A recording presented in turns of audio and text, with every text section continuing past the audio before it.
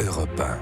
Il est 8h16, on vous retrouve Patrick Cohen avec votre invité qui est professeur dans le secondaire et auteur de Génération, j'ai le droit chez Albin Michel. Qui paraît aujourd'hui. Bonjour Barbara Lefebvre. Bonjour. Je vous présente Raphaël Antoven qui tient chronique le matin sur Europe 1 et qui viendra vous interpeller en cours d'entretien. J'ai le droit, c'est l'expression égoïste d'une partie de la jeunesse, une sorte d'individualisme arrogant qui sera la marque de cette génération. Mais le propos de votre livre est bien plus large. Il veut dénoncer une faillite culturelle et institutionnelle et celle de l'éducation nationale en premier lieu. On va y venir. Mais d'abord, j'ai le droit, c'est une phrase que vous avez souvent entendue chez vos élèves ?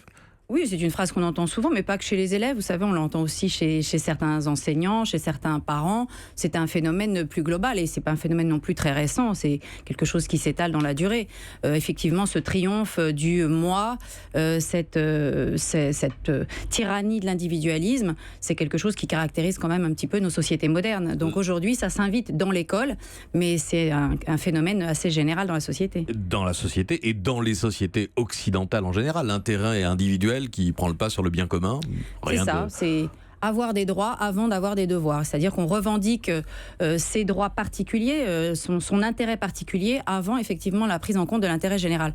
Ça ne veut pas dire bien entendu qu'on doit ignorer la singularité de chaque être humain, mais il y a une différence entre reconnaître cette singularité et puis faire de l'individu une sorte de roi auquel la société finalement doit faire perpétuellement droit. Vous êtes prof depuis une vingtaine d'années ? Oui, c'est ça. L'état d'esprit des jeunes qui vous font face, c'est dégradé à grande vitesse ? Oui, quand même, on observe depuis une vingtaine d'années cette identité individuelle qui prend le pas véritablement sur l'intérêt général et sur le fait qu'on est dans une école, à l'école en tout cas, qu'on est dans le lieu du commun. C'est-à-dire qu'à l'école, on doit vivre dans une société qu'on n'a pas forcément choisie. On doit fréquenter des camarades dont on n'a pas forcément choisi la proximité. On est au-delà de sa famille et de son environnement. Et finalement, effectivement, cette obligation à subir la contrainte sociale, à vivre avec les autres, à être dans ce qu'on appelle le commun, ça pose problème à un certain nombre d'élèves aujourd'hui, mais de façon assez générale, on observe cette identité du moi qui s'impose aux autres. Et en quoi l'éducation nationale serait-elle responsable de cet état de fait, Barbara Lefebvre ? C'est pas tellement l'éducation nationale qui est responsable, c'est en quelque sorte les politiques publiques ou les méthodes d'éducation, d'enseignement, c'est un ensemble de choses. C'est une idéologie, effectivement, qui depuis une trentaine d'années est allée dans une critique de la culture, en particulier une critique de la culture classique, c'est-à-dire principalement la littérature, l'histoire, ont été complètement déconstruites, en particulier dans leur enseignement. Et je pense surtout à l'enseignement du français, qui a été l'objet d'une déconstruction absolument radicale et qui a conduit un certain nombre d'élèves dans une situation, pour les plus sérieusement atteints, d'illettrisme, mais aussi plus globalement une acculturation générale, et qui fait tristement que les jeunes aujourd'hui ne peuvent plus, par exemple, entrer dans la littérature.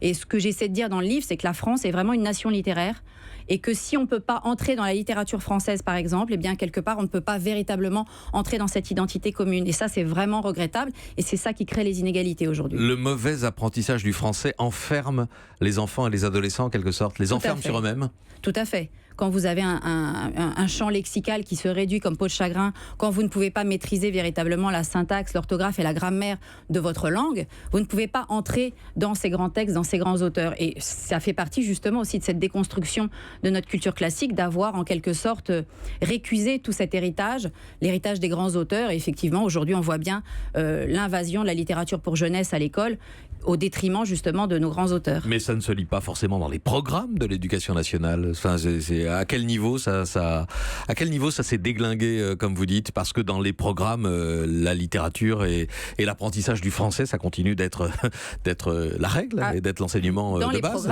Oui, dans les programmes, c'est dit, mais dans la façon dont on les enseigne, la façon dont on enseigne le français aujourd'hui, on enseigne le français davantage comme une langue de communication que comme véritablement une langue littéraire. Si Alors vous la voulez. Faute à qui, Barbara Lefebvre ? C'est un phénomène qui est né en grande partie à l'université, de la part de ce qu'on appelle le courant pédagogiste, qui est... que vous appelez les pédagogistes dans le livre. Certains aujourd'hui. Non, je dis que l'idéologie pédagogiste a dérivé aujourd'hui dans une forme de radicalité pour certains, que j'appelle effectivement les pédagogistes, qui sont d'ailleurs plus souvent actifs sur Twitter que dans les salles de classe. Alors on entend ces critiques et ceux qui formulent habituellement ces critiques sont assez séduits généralement par le nouveau ministre de l'Éducation et sa politique, Jean-Michel Blanquer. Alors vous n'êtes pas du tout emballé par la priorité affichée pour les sciences cognitives. Vous écrivez que les neurosciences n'inventent rien dans le domaine éducatif. Faire des neurosciences le b.a.-ba d'une nouvelle pédagogie conduira au même désastre que le délire constructiviste des années 60 et 70.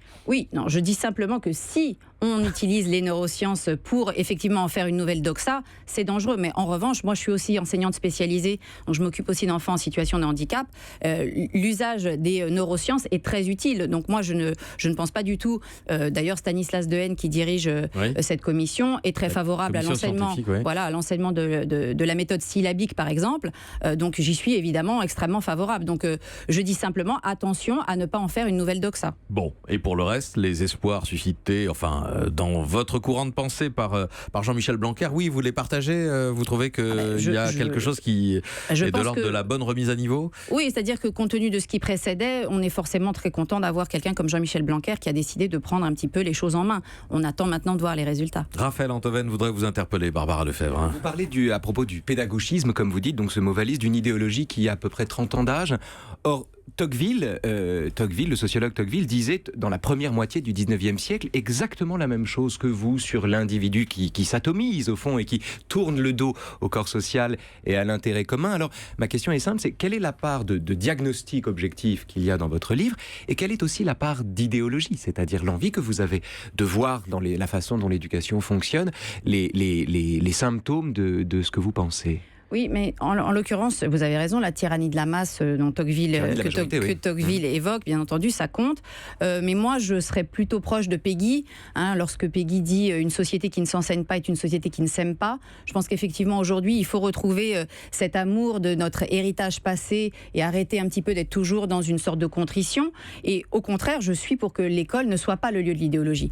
Je pense que, justement, dans le courant de ce que Peggy disait, il faut que l'école soit vraiment le lieu de la culture et le lieu de la culture humaniste et des humanités au sens où on l'entendait dans le passé et non pas justement l'école d'une mystique et d'une idéologie qu'on impose aux élèves. Je crois qu'effectivement quand l'école veut gouverner les esprits, ça se passe très mal, alors que lorsque l'école veut véritablement enseigner et rendre les élèves libres de penser par eux-mêmes, là je pense que l'école républicaine est dans son rôle. Alors est-ce que de ce point de vue, le projet par exemple qui était celui de François Fillon pendant la campagne de concevoir de nouveau un grand roman national vous semble exactement à contre-courant précisément de ce que vous proposez, au sens où il s'agirait d'enseigner une histoire officielle à des enfants qui pourraient peut-être penser autrement? Bien sûr, ce sont des mots de campagne électorale comme l'uniforme, etc. C'est des gadgets.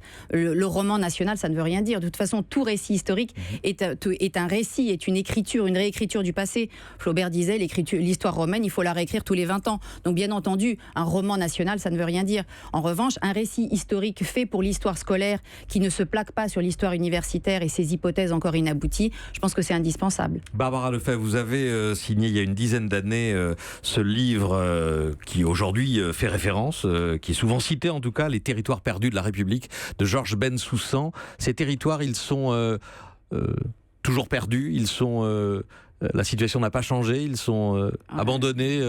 La situation s'est même aggravée. Elle s'est aggravée. Si on regarde d'un point de vue question de la violence et justement de cette récusation de l'autorité légitime, notamment de l'État, de l'institution, elle s'est aggravée. Mais je pense que c'est ce qu'on disait déjà à l'époque dans les territoires perdus de la République, qui a été très mal compris d'ailleurs par beaucoup, c'est que l'abandon, il est d'abord culturel. Ça a été encore une fois un abandon culturel. On n'a pas enseigné la langue française dans ses meilleurs aspects et on n'a pas permis cette transmission d'un héritage commun. Et c'est ça, les territoires perdus de la République, c'est un abandon culturel. C'est pas forcément un abandon économique ni politique. Même si ces territoires, ils se situent dans les zones les plus défavorisées économiquement et les plus pauvres, objectivement, avec les populations qui ont les revenus les plus faibles. Bien sûr, mais ça concerne aussi ce que Christophe Guillet appelle la France périphérique. Cette France-là, elle est abandonnée aujourd'hui. Et tous les élèves aujourd'hui sont frappés par ces difficultés. D'ailleurs, les enquêtes PISA, Teams, etc. montrent bien que le problème, il est massif. C'est pas seulement les élèves de zones d'éducation prioritaire. D'ailleurs, les résultats des élèves de zones d'éducation prioritaire sont relativement stables,